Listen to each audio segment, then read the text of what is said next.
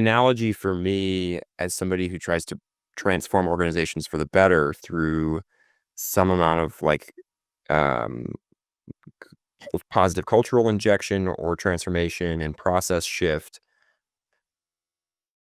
you're always juggling that line between where I believe what I believe best would look like for the team and then the steps I need to take. And I have to mix up my steps as like, I need to do some stuff that you see as immediately beneficial, even though it's not the highest value thing, because that buys me some trust to do the thing that's going to be a little bit more painful for you. But if I've already shown that I'm oriented towards your success and I'm willing to invest in that, whereas if I just jump straight into like, well, the biggest problem with this team is we don't collaborate or something like that. And even though you all hate it, I'm just going to like implement a bunch of things that will force you to do that. I- I'm going to get lip service. I'm not going to get people following where I'm trying to lead. And it'll all be dependent on me. It'll all be resting on my shoulders. That'll be very stressful Yeah. for me because I know that if I leave, this falls apart. Um, and I love what you said earlier too. And this actually, I want to move a little bit because we have talked quite a bit about prototyping and things like that. You've also lived. You were mentioning League and Mark and Brandon and things like that. You've lived in an established game world where like it's a live service and it's rolling, and you spent a lot of time there. And for you as either a product thinker or a leader, however you want to frame this, what did you see as the differences in going back and forth between new game prototyping, ideating, trying to create something, uh, all the way through production and release of that new thing versus, hey, I'm on a live service product. This is a sustained success. My job is to keep this going. Yeah.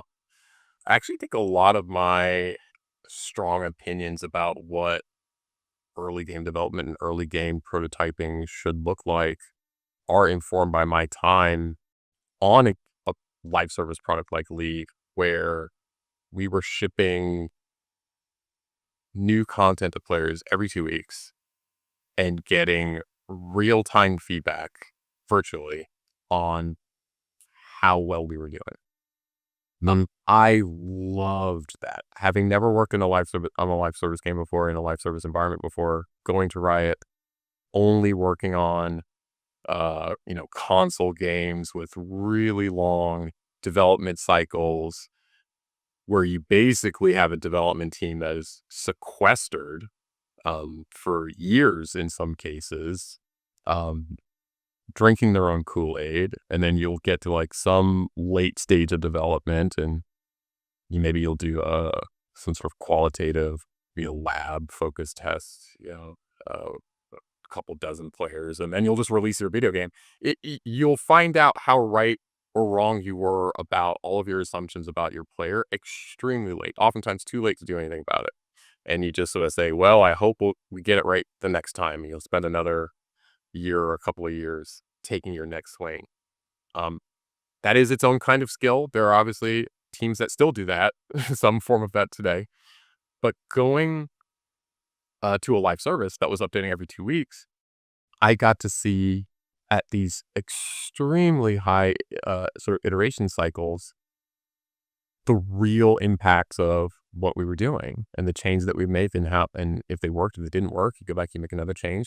And I think what you need to be careful about in that environment is you don't want to burn trust. You don't want your players to feel like um, you're conducting experiments on you, or you're sort of testing things on you. There's a level of sort of execution that you need to, I think, maintain to be able to thrive in a live environment that way. But I just love this idea that instead of holding something close to our chests and sort of like thinking deeply about it for a really long time to sort of determine whether or not it's a good or bad thing, we just let players play it and they tell us.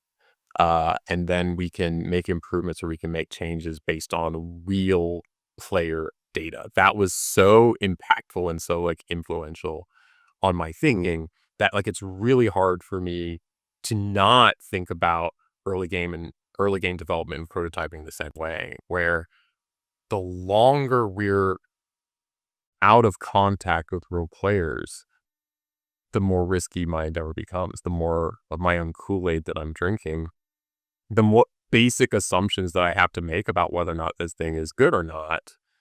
And just assumption on assumption on assumption on assumption, that to me just looks like risk. Yeah, it just looks like risk. And I would just rather know. So the idea that like I would stand something up that's early, but it's demonstrably playable. It has sort of like my thesis that's ready and can be experienced, is critically important to me. And getting that in the hands of like role players and understanding their feedback is critically important to me. There are a lot of parts of our um, development community that have adopted this much more aggressively. Like mobile, I think is really an innovator here, Oh, yeah. where they lean so hard into quant. It can almost be like I think um, a little like just upsetting to I think a traditional game developer at that, they leave so much of what we I think normally consider to be like, you know, the realm of quality judgment from a game developer in the hands of players, and it's a purely sort of quant based decision. But I think an element of that is kind of needed, I think, in games development. Ultimately, we're making games for players. And I think it's really important that we understand whether or not they like the things that we're making for them before we've put all the risk into the thing. Yeah. Yeah, it it is so interesting how, in some ways, the product thinking around mobile has advanced well beyond that of whatever you wanna call them, core games, on PC, on console, and I think the big upside is what you just described, which is you are perfectly willing like, I mean, there are mobile companies out there that'll just, like, throw a couple games out and then just, like, immediately cancel the ones that don't get the right metrics, and um in some ways, that's actually really refreshing compared to, like, "Well, no, this is our baby, we have to take it through." You like, no, you cancel it, you cancel it, you cancel it, you cancel it, like, you why are we throwing, uh, good money after bad on this is and I think,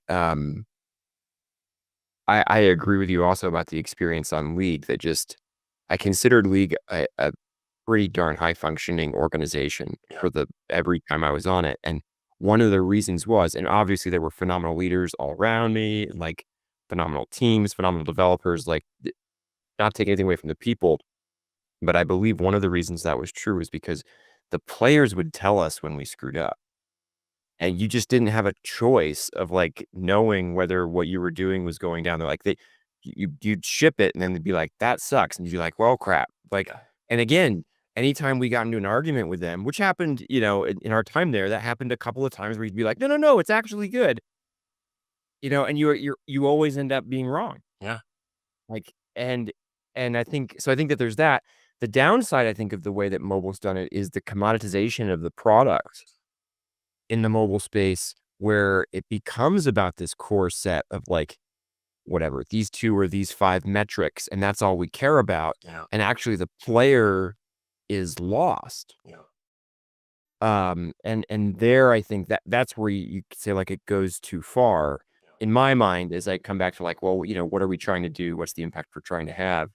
Um Yeah, so there's that tension that you're trying to maintain where, like, I wanna be if I view the player as just a cog in the machine versus the audience I'm trying to serve, and that the audience I'm trying to actually serve is the player's wallet, let's say, then I don't wanna go into the morality of that, there's plenty of successful mobile companies that do just that, but there's something that becomes, inhumane about it in my mind. For me, I think it's just a different product. Like without, I haven't spent a ton of time in mobile. I'm definitely learning a lot about mobile now, and I'm growing to appreciate sort of the differences in the approach and sort of like what they bring to the table.